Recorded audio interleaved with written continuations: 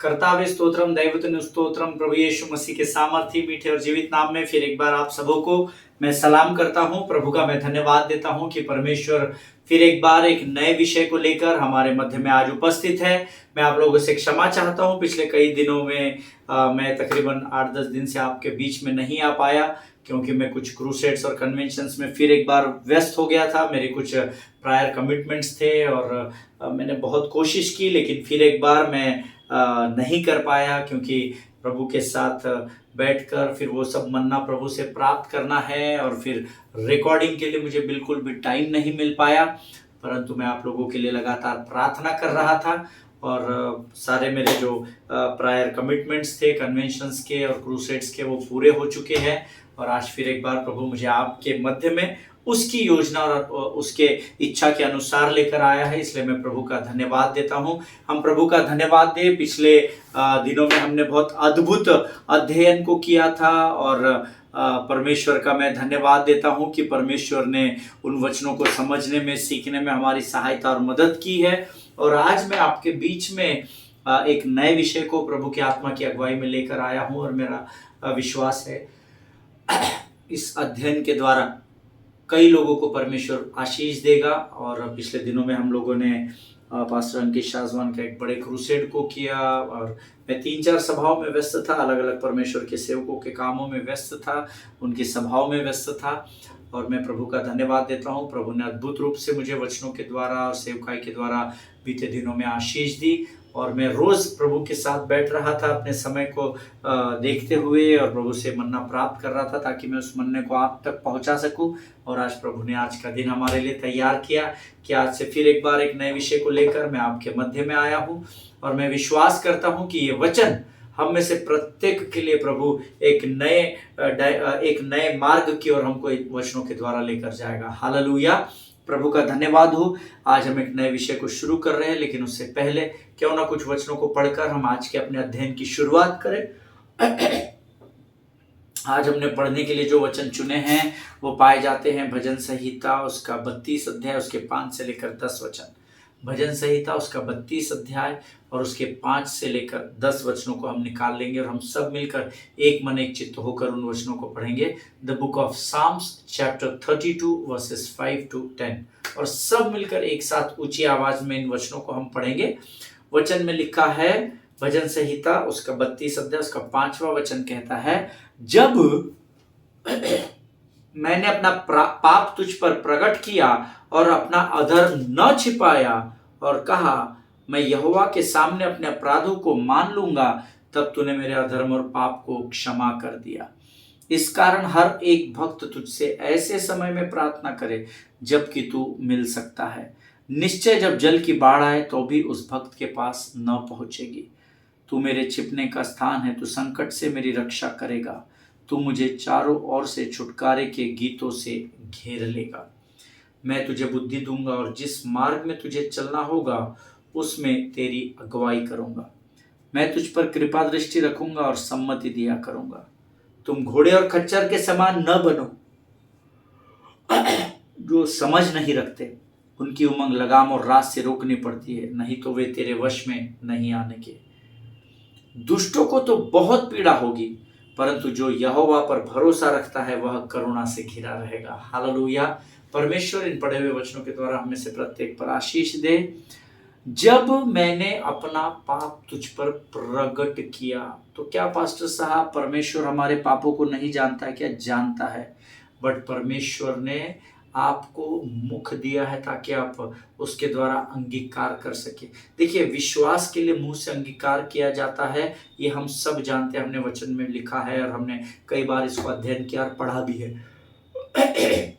लेकिन जब आप पश्चाताप करते हैं तो आपको आपके मुख से अपने पापों को प्रकट करना प्रभु के सामने बहुत जरूरी है। हालेलुया। और इसीलिए प्रभु का वचन कहता है, जब मैंने अपना पाप तुझ पर प्रकट किया और अपना अधर्म न छिपाया और कहा मैं यहोवा के सामने अपने अपराधों को मान लूंगा, तब तूने मेरे अधर्म और पाप को क्षमा कर दिया। दैट मीन्स जब तक आप आपके पापों का अंगीकार परमेश्वर के सामने नहीं करते और सच्चे हृदय से पश्चाताप नहीं करेंगे, आपके अधर्म और आपके पापों से क्षमा मिलना कठिन हो जाएगा। आमीन। असंभव तो कुछ नहीं है, परमेश्वर के लिए हर बात संभव है। लेकिन भजन का लिखने वाला दाऊद कहता है, जब मैंने अपना पाप परमेश्वर के सामने अपना पाप को प्रकट किया, अपने मुख से अंगीकार किया कि मैंने व्यभिचार किया, मैंने बलात्कार किया बेशर्मी के साथ और उसके पति को भी मैंने मरवा डाला, ये सब बातों का जब दाऊद ने अंगीकार किया और उसने ये कन्फेस किया कि मैं अपने परमेश्वर यहोवा से कुछ नहीं छिपाऊंगा, मैं उसके सामने सब कुछ बताऊंगा, तब परमेश्वर ने उसके किए गए अधर्म को भी और उसके पाप को भी क्षमा कर दिया। Hallelujah, amen. If you are in sin and if you want to repent it, then you have to first confess it. Amen. आपको उसका पहले अंगीकार करना पड़ेगा। परमेश्वर बहरा और गूंगा नहीं है और परमेश्वर से कुछ बात छिपी हुई है ऐसा भी नहीं है, लेकिन ये परमेश्वर का नियम है। अगर आप अपराधों और अधर्म और पापों से क्षमा पाना चाहते हैं तो परमेश्वर के सामने पश्चाताप करें और अपने मुख से अंगीकार करना सीखें। हालेलुया। मुझे क्षमा करें, थोड़ा गीतों को गाकर और सभाओं में लगातार व्यस्तता के कारण मेरा थोड़ा आवाज़ भी खराब है, लेकिन फिर भी हम प्रभु के वचनों में पढ़ेंगे। आगे वचन में लिखा है, इस कारण हर एक भक्त तुझसे ऐसे समय में प्रार्थना करे कि जब तू मिल सकता है। निश्चय जब जल की बड़ी बाढ़ आए तो भी उस भक्त के पास न पहुंचेगी। अर्थात परमेश्वर आपको और मुझे कह रहा है, आप एक ऐसे समय का रोज की प्रार्थना के लिए चुनाव करें। आपका समय मुझे पता नहीं, लेकिन मैंने अपना समय तय किया हुआ है। मैं भोर सवेर प्रार्थना करता हूँ। भोर सवेर क्या, मैं रात से ही जब दिन नया शुरू होता है तो मैं प्रभु के साथ प्रार्थना में होता हूँ। ये मेरा समय है, आपका समय अलग हो सकता है, लेकिन प्रभु का वचन कहता है, इस कारण हर एक भक्त तुझसे ऐसे समय में प्रार्थना करे जब तू मिल सकता है। तो बस अब परमेश्वर के मिलने का समय क्या है? 365 24 आवर्स, ये परमेश्वर का समय है। लेकिन पहले आप आपके प्रार्थना का एक समय तय कर ले, जब सिर्फ आप और आपका बाप आपके साथ हो, जिसके बीच में और कोई भी ना आ सके। हालेलुया। वचन कहता है, जब तू ऐसी बातों को, ऐसे समय को चुनाव करेगा जब तू और तेरा आसमानी बाप दो ही लोग रहेंगे, और जब तू उसके सामने प्रार्थना करेगा तो चाहे कितना भी बड़ा आंधी आ जाए, कितना भी बड़ा तूफान आ जाए, लेकिन परमेश्वर का वचन कहता है, अगर कितनी भी बड़ी आंधी और तूफान आएगा तो वो धर्मी के पास नहीं पहुंचने पाएगा। हालेलुया। तो अपने जीवन में एक समय को तय करें कि मैं इस समय में रोज बिना भूले प्रभु से प्रार्थना करूंगा और परख कर देखिए कि यहोवा कैसा भला परमेश्वर है। आमीन। तू मेरे छिपने का स्थान है, तू संकट से मेरी रक्षा करेगा, तू मुझे चारों ओर से छुटकारे के गीतों से घेर लेगा। अर्थात आराधना और स्तुति से परमेश्वर आपके लिए कवच तैयार करेगा। जब आप परमेश्वर से प्रार्थना में तल्लीन रहेंगे और जब आप परमेश्वर के सम्मुख जाकर बैठेंगे और जब आप स्तुति और आराधना में तल्लीन रहेंगे, उसका धन्यवाद देने में तल्लीन रहेंगे, एंग्रॉस्ड रहेंगे, परमेश्वर स्तुति और आराधना के गीतों से आपको घेर लेगा और वो आपका शरण स्थान और आपका गढ़ बन जाएगा। हालेलुया। मैं तुझे बुद्धि दूंगा और जिस मार्ग में तुझे चलना होगा उसमें तेरी अगुवाई करूंगा। मैं तुझ पर कृपा दृष्टि रखूंगा और सम्मति दिया करूंगा। प्रभु इस वचन के द्वारा हमें से प्रत्येक को आशीष कर। मैं तुझे बुद्धि दूंगा, I will instruct you and teach you in the way you should go. I will counsel you with my eye upon you. Hallelujah. परमेश्वर का ये वायदा है कि मैं ही तुझे बुद्धि देने वाला परमेश्वर हूँ, और जिस मार्ग में, जिस सरल मार्ग में तुझे चलना है उसमें मैं स्वयं तेरी अगुवाई करूंगा। और हम सब जानते हैं परमेश्वर झूठ नहीं बोलता। आमीन। मैं तुझ पर कृपा दृष्टि रखूंगा और तुझे सम्मति दिया करूंगा। जिन कामों को आप करके प्रभु की महिमा में बढ़ना चाहते हो, जिन कामों को आप करके धन कमाना चाहते हो, अगर आप परमेश्वर के वचन के आधार पर चलते चले जाएंगे तो प्रभु का वायदा है कि मैं अपनी कृपा पर को तुम पर उंडेलूंगा, और जिन कामों में तुम्हें सफलता प्राप्त करनी है उन कामों की परमिशन अर्थात सम्मति मैं तुम्हें स्वर्ग से दूंगा। हालेलुया। तुम घोड़े और खच्चर के समान न बनो जो समझ नहीं रखते, उनकी उमंग लगाम और रात से रोकनी पड़ती है, नहीं तो वो तेरे वश में नहीं आने के। हालेलुया। घोड़े और खच्चरों को हमने देखा है, इनको कंट्रोल में रखना पड़ता है, नहीं तो कंट्रोल से बाहर चले जाते हैं और एक्सीडेंट हो जाता है, आमीन, गलत हो जाता है। इसीलिए प्रभु कहता है तुम उन घोड़ों और खच्चरों के समान न बनो जिनको लगाम के साथ रोकना पड़ता है, नहीं तो ये बहुत एक्साइटेड होते हैं और इनका एक्साइटमेंट इनको लेकर डूबता है और इनके साथ वालों को भी लेकर डूबता है। इसीलिए प्रभु ने घोड़े और खच्चर का उदाहरण हमें दिया है। आमीन। Don't be excited when you work for the kingdom of God. Wait patiently, wait upon the Lord. The book of Isaiah chapter 40 verse 31 says, those who wait upon the Lord will renew their strength. Amen. So हमारे जीवन में धीरज का होना जरूरी है, सहनशीलता का होना जरूरी है। परमेश्वर आपको महिमा से महिमा की ओर लेकर जाएगा। Amen. दुष्ट को तो बहुत पीड़ा होगी, विशेषकर ये वचन आप अंडरलाइन कर ले, जो आप लोग अपने पड़ोसी से घृणा करते हैं, दूसरों के धनवान होने पर जो आप जलन रखते हैं, उससे ईर्ष्या या डाह करते हैं, प्रभु कहता है आपको उनके विरोध में बोलने की, उनके विषय में जलन रखने की, कड़वाहट रखने की जरूरत नहीं, क्योंकि दुष्टों को तो पीड़ा होगी, परंतु जो यहोवा पर भरोसा रखते हैं, क्या आप रखते हैं? क्या मुझे पता नहीं, मैं रखता हूं। जो यहोवा पर भरोसा रखता है वह करुणा से घिरा रहेगा। हालेलुया। परमेश्वर इन वचनों के द्वारा हम में से हर एक पर आशीष दे। ये समय है जब हम अपने आंखों को बंद करेंगे, अपने सिरों को झुकाएंगे और ये जो वचन हमने अभी पढ़े हैं, इन वचनों को पढ़ने की जो सामर्थ हमने प्राप्त की, उसके लिए यहोवा का धन्यवाद करेंगे और आने वाले हमारे नए विषय को जो पवित्र आत्मा हमें सिखाने जा रहा है, उसके लिए हम अपना संपूर्ण समर्पण करेंगे। Let us pray. खुदावन प्रभु यीशु मसीह के सामर्थी और जीवित नाम के लिए धन्यवाद देते हैं। धन्यवाद देते हैं प्रभु, क्योंकि तू राजाओं का राजा, सेनाओं का महान परमेश्वर है। आज फिर एक बार तूने हम सबों को यहाँ मौका दिया कि हम तेरे वचन को सुन सके और सिखा सके, इसलिए हम तेरा धन्यवाद देते हैं राजा। प्रभु जी, तू समय का पक्का परमेश्वर है, तेरी योजना मनुष्य के जीवन के लिए हमेशा भलाई को लेकर आती है राजा। प्रभु, आज जिस विषय को हम सीखने जा रहे हैं, उस विषय को सीखने के लिए लगने वाली स्वर्गीय समझ, बुद्धि, ज्ञान से भरकर तैयार कर। हम धन्यवाद देते हैं प्रभु, क्योंकि तूने आज इन भजन को पढ़ने के लिए हमें शक्ति दी, हमारे मुख में सामर्थ्य दिया राजा। प्रभु, जब हम तेरी वाणी को, इस नए विषय को सुनते हैं, हमारी अगुवाई कर। पवित्र आत्मा तू आ और हमारे जीवन पर संपूर्ण नियंत्रण ले। You control, take complete control Holy Spirit. हम इस समय अपने आप को यीशु मसीह के लहू में सुरक्षित करते हैं। इस विनती को धन्यवाद और पूरे विश्वास के साथ हमारे उद्धारकर्ता और परमेश्वर यीशु नासरी के सामर्थी नाम में मांगते हैं पिता, सुनिए और बड़ी दया से ग्रहण करें प्रभु। आमीन। हालेलुया।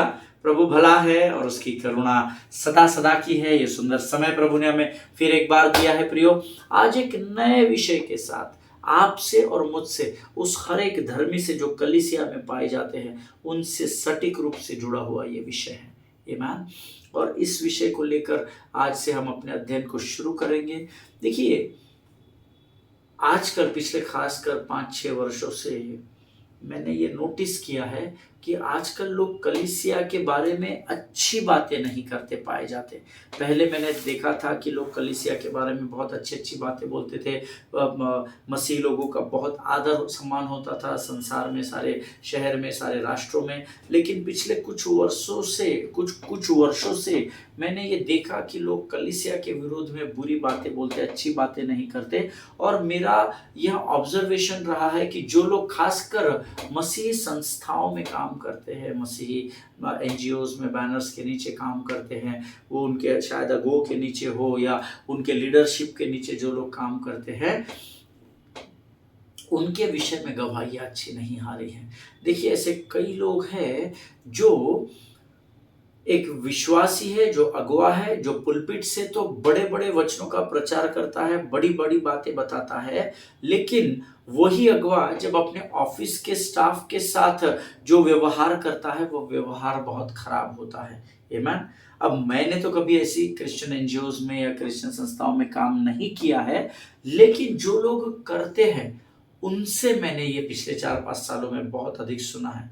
अरे बाप ब्रदर, आप नहीं जानते, पास्टर जी वहाँ पर तो बड़ी बड़ी बातें करते पुलपिट पे, या हमारे साथ उनका व्यवहार बहुत खराब है, या अगुओं का व्यवहार बहुत खराब है। और ऐसा मैंने बहुत सारे लोगों को पिछले दिनों में कहते हुए सुना है। और इसी विषय में मैं परमेश्वर के कुछ महान सेवकों को सुन रहा था, उनके कुछ लिटरेचर्स को पढ़ रहा था। और परमेश्वर के ऐसे ही एक बड़े महान सेवक है जिनका नाम ब्रेनन मैनिंग है ना, जिनका नाम ब्रेनन मैनिंग, आप स्पेलिंग लिख सकते हैं BRENNAN, ब्रेनन मैनिंग, MANNING। और उनके एक कोट को मैं पढ़ रहा था और मुझे बहुत ही सटीक लगा वो कोट, जो मैंने इस अध्ययन के लिए उनके उस लिटरेचर से लिया है। एंड द ब्रेनिंग, परमेश्वर के एक महान सेवक है, और Brennan Manning says, listen very carefully, there are many people who acknowledge Jesus when they are in the church, but then they walk out the door and they deny him by their lifestyles. Hallelujah. English में फिर एक बार पढ़ता हूँ, फिर हिंदी में समझाने की कोशिश करता हूँ। Brennan Manning says there are many people who acknowledge Jesus when they are in church, but then they walk out the door and then they deny him by their lifestyles. ऐसे कई परमेश्वर के लोग हैं, वो परमेश्वर के नाम को तब एक्नॉलेज करते हैं जब वे खुद चर्च में होते हैं। फॉर एग्जाम्पल, जब आप चर्च में होते हैं तो बड़े धर्मी होते हैं, सफ़ेद कपड़े पहन लेते हैं, सिरों को झुकाते हैं, हाथों को जोड़ लेते हैं। जो आपको देखते हैं उनको लगता है आपसे बड़ा धर्मी कोई उस कलीसिया में, प्रभु के मंदिर में नहीं है। ऐसे कई लोग हैं, ब्रैनन कहता है, ऐसे कई लोग हैं जब वे खुद मंदिर में होते हैं तब तक तो वे यीशु मसीह का बड़ा गुणानुवाद करते हैं, बड़ा गुणगान गाते हैं, उनके लिए यीशु सब कुछ होता है। पर जैसे ही वो वॉकआउट करते हैं, जैसे ही वो मंदिर से बाहर चले जाते हैं, तो उनकी जो जीवन शैली है, जो उनके बात करने का तरीका है, जो उनके जीवन जीने का तरीका है, जो उनकी लाइफस्टाइल है, उसमें कहीं भी यीशु मसीह दिखाई नहीं देता। अर्थात जब आप प्रभु के मंदिर में हैं तब तक आप धर्मी दिखाई देते हैं, जैसे आप प्रभु के मंदिर से बाहर चले जाते हैं, आपके जीवन को देखकर कोई भी ये नहीं कहेगा कि आप यीशु के पीछे चलते हैं।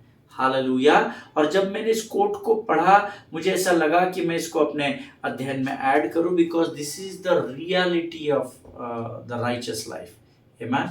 धर्मियों के जीवन का ये एक सत्य है। आमीन। हम मंदिर में हैं तो बड़े धर्मी हैं, मंदिर के बाहर है तो हमारे जीवन से कई लोगों को पता भी नहीं चलता कि हम मसीह जीवन जीते हैं। हालेलुया। आमीन। और ऐसे ही लोगों के लिए पवित्र शास्त्र में एक वचन लिखा गया है।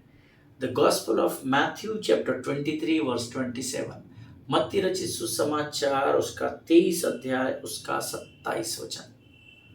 द गॉस्पेल ऑफ मैथ्यू, ऐसे लोगों को परमेश्वर क्या कहता है, देखो, जो चर्च में जब तक होते हैं तो they are the most holiest people in this world, but the moment they are out of the temple of God, their lifestyle will never show you that they are believers. Amen. और ऐसे लोगों के लिए प्रभु स्वयं कहता है, ठीक है, चेलों ने लिखा हुआ नहीं है, मैथ्यू 23:27, हे कपटी, पहले तो कपटी बोल रहा है, हिपोक्रेट, हे कपटी शास्त्री और फरीसियों, तुम पर हाय, तुम चुना फिरी हुई कब्रों के समान हो, जो ऊपर से तो सुंदर दिखाई देती है परंतु भीतर मुर्दों की हड्डियां और सब प्रकार की मलिनता से भरी है। Hallelujah. This is the reality of and time churches. आमीन। शायद आपको बुरा लग रहा हो मेरी ये बात को सुनकर, शायद आप ये सोच रहे हो कि मैं उनमें से नहीं हूं। अगर आपके मन में ये विचार है तो आप ही के लिए ये वचन प्रभु दे रहा है। आमीन। हे कपटी शास्त्री और फरीसियों, तुम पर हाय बोला गया है। कितनी गंभीर बात प्रभु हमारे बारे में बोल रहा है। ऐसे लोगों को जो मंदिर में तो बड़े धर्मी बनते हैं, पुलपिट पर खड़े होकर तो बड़े बड़े वचनों को बोल वचन के रूप में बताते हैं, लेकिन जब वे बाहर निकलते हैं उनकी जीवन शैली इस बात को प्रकट नहीं करती कि वे सच में यहोवा पर भरोसा रखते हैं। ऐसे लोगों के लिए परमेश्वर ने यह वचन लिखा है, एक कपटी शास्त्री और फरीसियों, तुम पर हाय है। बाहर से तो बड़ा टाम टीम है, सब कुछ सुंदर दिखाई दे रहा है, पर अंदर सब खोखलापन है। आमीन, सब दिखावा है। ऐसे लोगों को दिखावटी बोल रहा है प्रभु यीशु मसीह। आमीन। और जब मैं इस वचन को पढ़ा तो थोड़ा सा मुझे भी, मेरा भी सर थोड़ा चकरा गया, लेकिन धीरे धीरे मुझे समझ में आया कि कहीं ना कहीं हम में से हर कोई कभी ना कभी हिपोक्रेसी का शिकार हो जाता है, या हम खुद हिपोक्रेट हो जाते हैं। आमीन। और जब मैं इस कपटी शब्द के बारे में अध्ययन करने लगा तो ये कपटी शब्द अलग अलग स्थानों में 17 बार इस्तेमाल किया गया है। 17 times this word has been used 17 times, अलग अलग जगहों पर, और यीशु मसीह के द्वारा इस्तेमाल किया गया है। और हर बार परमेश्वर ने ये शब्द उन लोगों के लिए कहा है, विशेषकर उन लोगों के लिए जो बोलते कुछ और है और करते कुछ और है। हालेलुया। उनके बारे में परमेश्वर ने कपटी ये शब्द कहा है। 17 different places this word is mentioned in New Testament, and every time God speaks. Amen. हर बार परमेश्वर ही बोलता है ये शब्द, और किसी ने नहीं बोला है। देखिए, आप सोच रहे हैं कि आपका, हमको समझ में नहीं आया पास्टर साहब, कपटी लोग जो बोलते कुछ है और करते कुछ है से आपका क्या मतलब है? मैं उन लोगों के विषय में बोल रहा हूं, जब हम उपवास करते हैं या उपवास का दिखावा करते हैं तो परमेश्वर हमें कपटी कहता है। बिकॉज उपवास करने वाले बताकर उपवास नहीं करते हैं, लेकिन जब हम दिखावा करते हैं फास्टिंग एंड प्रेयर का, तो हम, परमेश्वर हमें कपटी कहता है। जब हम आराधना का ढोंग करते हैं तो परमेश्वर हमें कपटी कहता है। जब हम परमेश्वर के भवन में आकर सुकून से सोते हैं तब परमेश्वर हमें कपटी कहता है। आमीन। जब हम किसी बात को लेकर अपने लोगों के विरोध में बोलते हैं तो परमेश्वर हमें कपटी कहता है। आमीन। आप कौन से कैटेगरी में हो मुझे नहीं पता, पर ये मैंने थोड़े ही उदाहरण आपको समझने के लिए दिए हैं या समझाने के लिए दिए हैं, लेकिन ऐसे लोगों को परमेश्वर कपटी कहता है, जो आग बंद करके आराधना तो कर रहे हैं पर मन कहीं और है। ढोंग करने वालों को परमेश्वर कपटी कहता है। हालेलुया। ऊपर पढ़े गए वचनों में ध्यान से पढ़ना, फिर से एक बार पढ़ते चलो। मैं मत्ती रचित सुसमाचार 23 अध्याय 27 वचन, ये बहुत गंभीर विषय है, ये आपके और मेरे बारे में है। मैथ्यू चैप्टर 23 वर्स 27, हे कपटी शास्त्री और फरीसियों, तुम पर हाय, तुम चुना फिरी हुई कब्रों के समान हो, जो ऊपर से तो सुंदर दिखाई देती है परंतु भीतर मुर्दों की हड्डी और सब प्रकार की मलिनता से भरी है। अब अगर आपने गंभीरता से वचन पढ़ा है तो ऊपर ये पढ़े गए वचनों में परमेश्वर उन फरीसी और शास्त्रियों को पापी नहीं कह रहा है, उनको कपटी कह रहा है। कपटी। आमीन। इस बात को समझिएगा, परमेश्वर उनको पापी नहीं कह रहा है। हे पापी शास्त्री और फरीसियों तुम पर है, ऐसा नहीं लिखा है। हे कपटी शास्त्री और फरीसियों, there is a difference between sin and hypocrisy. Amen. और कपटीपन में और पाप में बहुत फर्क है। आमीन। मत्ती रचित सुसमाचार उसका 23 अध्याय उसका 33 वचन पढ़ेंगे। The gospel of Matthew chapter 23 and verse 33, सब मिलकर एक साथ पढ़ेंगे। 23:33 मैथ्यू। हे सापो, हे करौतों के बच्चों, तुम नरक के दंड से क्यों कर बचोगे? अब आप सोच रहे होंगे कि परमेश्वर हमें ये क्यों कह रहा है? हे सापो, हे करौतों के बच्चों, तुम नरक के दंड से क्यों कर बचोगे? वो परमेश्वर यहाँ इसलिए कहता है उन लोगों को क्योंकि उनके मन में कपट पाया जाता है। हालेलुया। कपट बहुत डेंजरस होता है, इस बात को याद रखिएगा। कपटी लोगों को सीधा बोल दे, तुम पर हाय, तुम पर छी थू है, तुम लोग कपटी लोग हैं, ढोंग करने वाले लोग हैं, उपवास का दिखावा करने वाले लोग हैं, ऊपर से तो बड़े अच्छे दिखते हो, अंदर से खोखले हैं, तुम्हारे मन में कपट है, तुम्हारे मन में कड़वाहट है, और ऐसे लोगों को परमेश्वर कपटी कहता है। हालेलुया। आज मैं आपको ये सिखाने की कोशिश करूंगा कि क्यों विश्वासी लोग गलत बातों में अक्सर फंस जाते हैं और फिर लोग उनको कपटी कहने लगते हैं। वाई? ऐसा क्यों होता है कि हम जो विश्वासी है, जो हम प्रभु के पीछे चलने वाले लोग हैं, ये हम लोग अक्सर गलत बातों में फंस जाते हैं और फिर संसार हमें कपटी कहकर बुलाने लगता है। हालेलुया। हमारे अध्ययन का विषय जो है उसको हमने नाम दिया है चर्च लूपहोल्स। आमीन। चर्च लूपहोल्स, कलीसिया के अंदर की कमी घटिया। हालेलुया। No church is perfect. हम लोग परफेक्ट नहीं बन सकते पर हम प्रोग्रेस कर सकते हैं। हालेलुया। इसीलिए हमारे जो अध्ययन का विषय है, जो लोग नोट्स लिखते हैं वो लिख लेंगे, चर्च लूपहोल्स। दैट इज, ये हमारे अध्ययन का विषय है, कलीसिया के अंदर की कमी घटिया। कई बार क्या होता है ना, कलीसिया जो है वो बाहर के लोगों से आहत नहीं है, वो कलीसिया के अंदर के लोगों से ही आहत है। We have many hurts with our own people. आमीन। और ये सच्चाई है, आप इसको कबूल करें या ना करें, है ना। आप हाँ बोलते हैं ना बोलते, उससे मुझे फर्क नहीं पड़ेगा। जो प्रभु की आत्मा ने मुझे बोला है वो सत्य है, ये मैं जानता हूँ, क्योंकि मैं अपने परमेश्वर का वचन जानता हूँ, कभी झूठ नहीं बोलता। आमीन। There are many problems in the church, within the church. Church के अंदर, कलीसिया के अंदर ही हमारे अंदर एक दूसरे के प्रति कपट है, घृणा है, कड़वाहट है। और आज हम उसी चर्च के लूपहोल्स, कलीसिया की कमी घटियों के विषय में आज से हम सीखना आरंभ कर रहे हैं। हालेलुया। आज मैं चाहता हूं कि मैं यहाँ पर खत्म करूं और मैं कल से आपको कुछ बातें सिखाऊंगा जो आपको अपने आप को दिखाएगी। ये जो अध्ययन का विषय चर्च लूपहोल्स का विषय है, ये समझ लीजिए हमारे लिए एक मिरर का काम करने जा रहा है, एक आईने के समान। ये हमको अपनी असलियत, दूसरों की नहीं, हमारी अपनी असलियत बता देगा। हालेलुया। क्योंकि मैं जितना भी अध्ययन प्रभु ने मुझे इसके विषय में अभी तक दिया है, मैं बहुत आशीषित हुआ हूँ। And literally I ask forgiveness to God for this. जो मैंने कई बार कई लोगों के विरोध में बोल दिया, कई लोगों से मेरा व्यवहार अच्छा नहीं रहा, बहुत कम ऐसा होता है। मैं ऐसा मन में कभी कपट लेकर चलता नहीं, बट कुछ लोगों के लिए मेरे अंदर हर्ट्स रह गए थे। मैंने पहले प्रभु से क्षमा मांगी और मैं आपको गारंटी देता हूँ, चर्च लूपहोल्स का ये अध्ययन हमारे जीवन में जरूर सकारात्मक बदलाव को लाएगा। हालेलुया।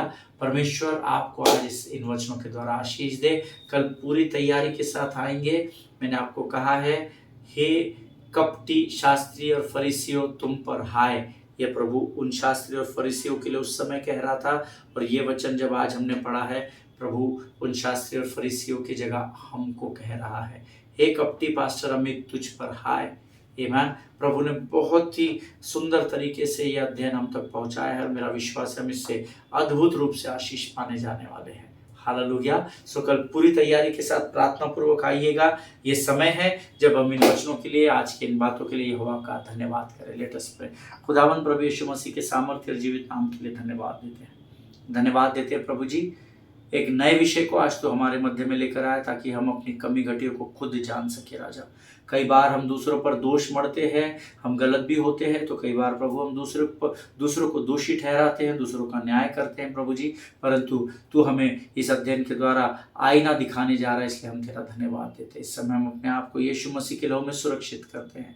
जितनों ने सुना उनमें से प्रत्येक पर आशीष दे। सारी बातों में महिमा तुझको देते हैं। आगे के संपूर्ण समय को तुझे सौंपते हैं। बिनती को धन्यवाद के साथ यीशु नासरी के नाम से मांगते, सुन और बड़ी दया से ग्रहण कर। आमीन। हालेलुया। परमेश्वर आप सबों को आशीष दे। इजराइल के लिए प्रार्थना करें, भारत देश के लिए प्रार्थना करें, अपने पासवानों के लिए, उनके परिवारों के लिए प्रार्थना करें, एक दूसरे के लिए प्रार्थना करते रहे। हमारे देश के honourable prime minister, honourable president, vice president और तमाम कैबिनेट, सेंट्रल और स्टेट के मिनिस्टर्स के लिए प्रार्थना करें। भारत के संविधान को पढ़े, उसको सीखे और इस देश की कानून व्यवस्था का पूर्ण रूप से पालन करते हुए, इस देश के अधिकारियों की अधीनता में रहते हुए अपने जीवन की गवाहियों को लोगों तक पहुंचाइए, ताकि अंधकार को हम उजाले में बदल सके। हालेलुया। हम कल फिर मुलाकात करेंगे। स्वस्थ रहे, सुरक्षित रहे। सभी को जय मसीह की। God bless you all.